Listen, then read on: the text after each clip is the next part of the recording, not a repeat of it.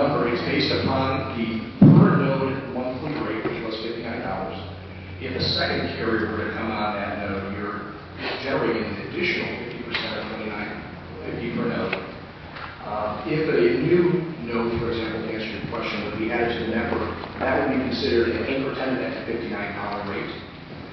Something that wasn't mentioned and clarified before, at the current network, 168 nodes, just for Metro PCS as the anchor tenant at $59 a node, you're looking at over $112,000 a year, and that doesn't account for an annual administration fee, which is also in that, which is $30,000. So the revenue is significant for the first carrier, and frankly, our business plan is to market this to other carriers for the benefit of the city and obviously to generate the revenue.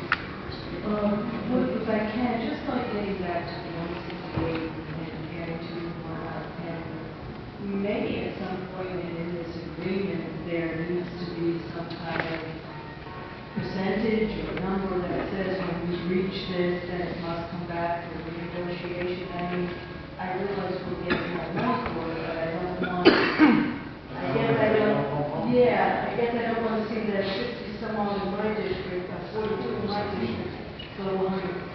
If I could ask Mark,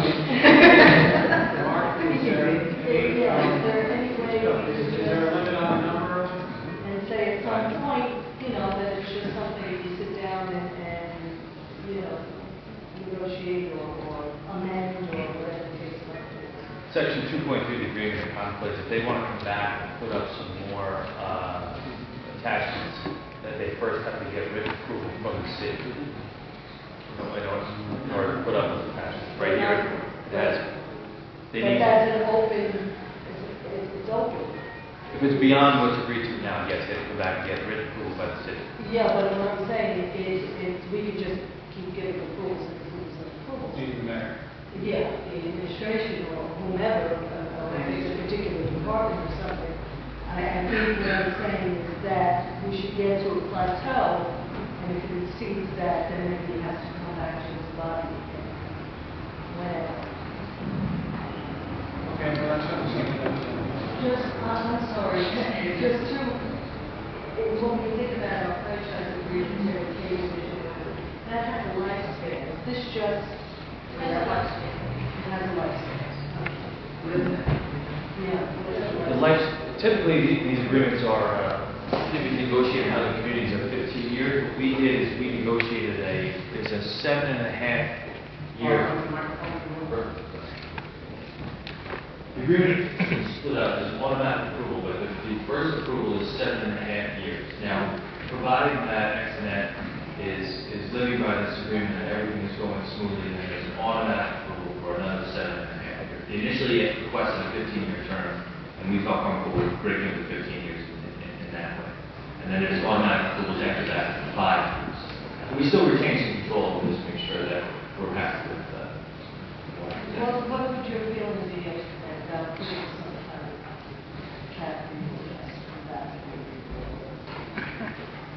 Well, I think our initial feeling is that the cap is inherent within the performance standards that were held to under the right-of-way agreement.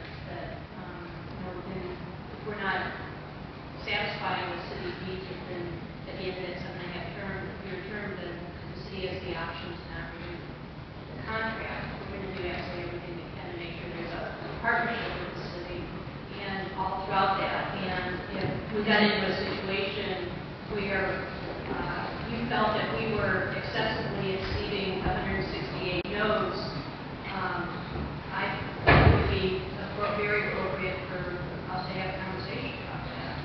What about just my colleagues asking that if we have to remark that the city council has to say it? You leave your term. Well, we can read what the next goes on, we got to play ahead and watch out for our people. We're not going to be here forever, but I mean, what do you... I think that's an internal thing between us and the administration that we negotiate that because they're indifferent and they have to talk to the city, whether it's the city council, city administration, who can negotiate with them. And just one more thing, we did ask about the EMS agreement. is a kind of a broad term. It refers to electromagnetic field. And in the scientific sense, that's everything from light to radio waves to the fields around power lines. Those are all electric and magnetic fields. They just operate at different frequencies. So what is this thing emitting and how much? Right. How is that? So if I just focus on what you were mentioning before about someone had suggested coming in with a Gauss meter. That's a magnetic field meter. And that's something you might use around power lines. It's really not something that applies to radio communications facilities. We do have meters that measure the radio field, the electromagnetic field in the radio spectrum at these locations when we need them. The analysis that I've done takes into account the electronic box, that is the node that's on each link, and not only accounts for Metro PCS's expected maximum use of it, but also expected maximum use of that box by any other carriers that that box can handle. So what I did is I treated the box as if it were fully loaded. All carriers constantly handled, all operating continuously at the same time. What kind of power comes out of the antenna? And then it's easy to predict the levels coming out of the antennas. And the thing is, if I give you a number in milliwatts per square centimeter, it's not going to mean anything. but what I can do. There's somebody listening out there who knows. That's good. That's good. Excellent. They're trying to put a reference meter in square. So give us some. And what it is the safety standard is in percent of maximum permissible exposure, MPE. And it varies depending on the frequency of the radio signal. So it makes it kind of a complex calculation. Right. So what we do is we do the computations. I did the computations for these antennas operating with cellular, PCS, and Metro PCS signals all at once. And if they are all operating fully loaded, full power, 30 minutes continuously, the public safety limit of 100% MPE, MPE would be achieved at the farthest point from the antenna would be 4.9 feet. So that's where you get that. And that's where I start with 5-foot threshold. Now, if you directly lean the antenna, you could probably get within inches of it because it focuses light the way these light fixtures do. It doesn't go. It's not needed. Oh yeah, it would be 30 feet off the ground, 26 feet off the ground. Sure.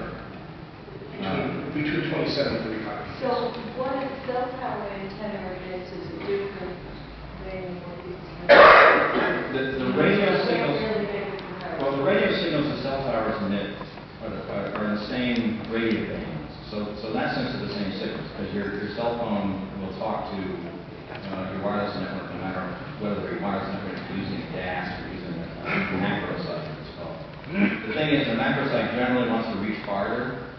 So I've done some computations for a macro site for a single wireless company, and the 100% MPE distance and fully loaded was 18 feet.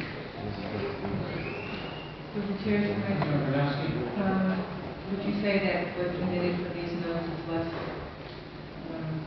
questionable than what would happen in a microwave oven at home as far as emissions or everything that might?